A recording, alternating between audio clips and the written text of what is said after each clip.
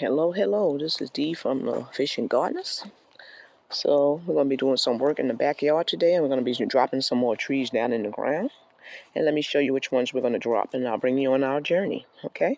So we're going to drop this ice cream mango down in the ground. We're going to come and pull this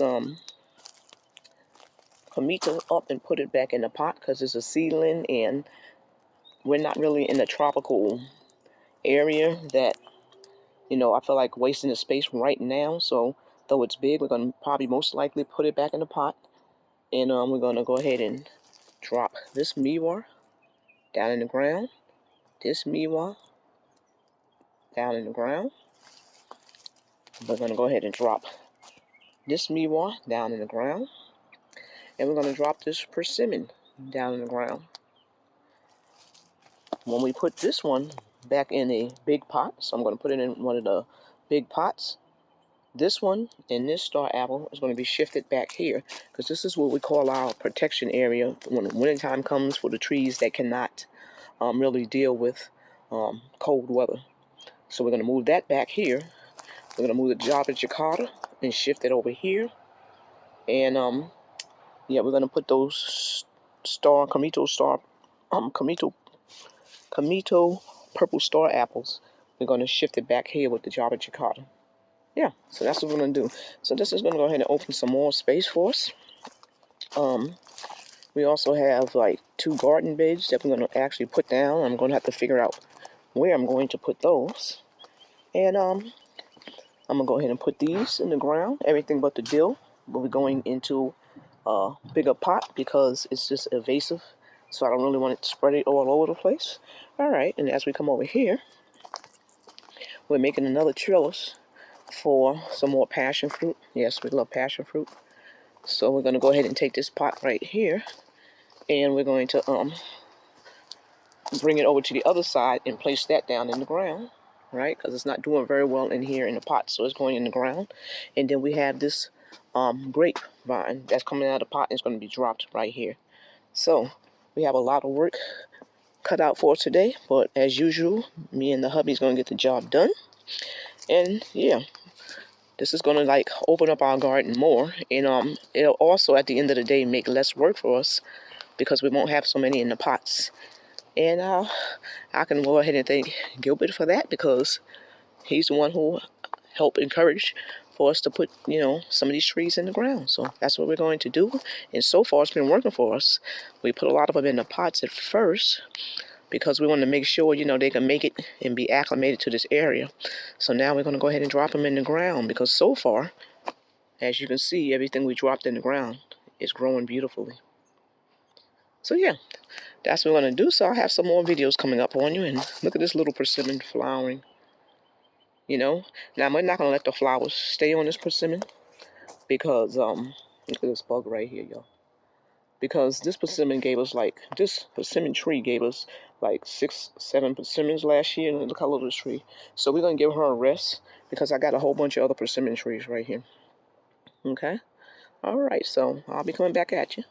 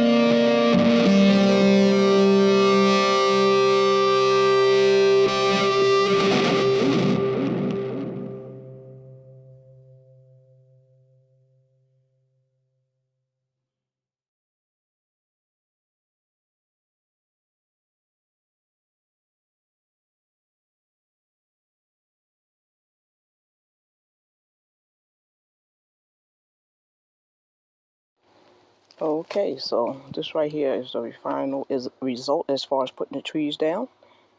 And I'm going to get some mulch and I'm going to go ahead and clean it up. So we had a lot of ants in one of the pots, so that's probably why the tree wasn't flowering.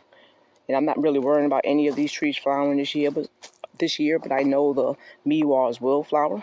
So I'm going to go ahead and get some mulch and, clean this area up right here and give them their rock names and have some more to come in the garden. So basically, this is what's left as far as the pots. And this one's flowering right now, and this is honey murcot.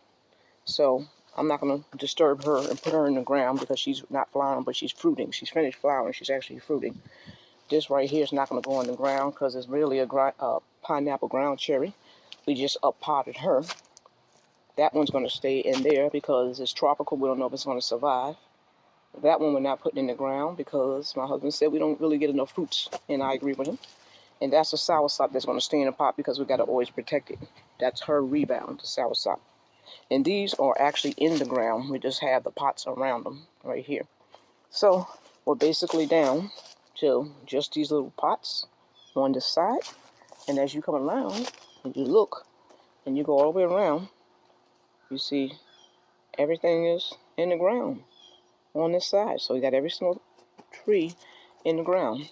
And though they seem like they're a little close, these are miwas, and their roots are not invasives. They actually just stay on the top. I had these trees for like 2 to 3 years, so their roots are not invasive. They actually just stay in that area, and the trees really don't grow that big. But we're not gonna allow our trees to get so big anyway. But these are usually little dwarf size bush trees, ornamental trees that they can live in pots. We decided to put them in the ground, and we have plenty of miwas. That's an agami right there, a miwa right there, miwa right there. Yeah, so I'll be cleaning it up some, and I'll bring you back for another look.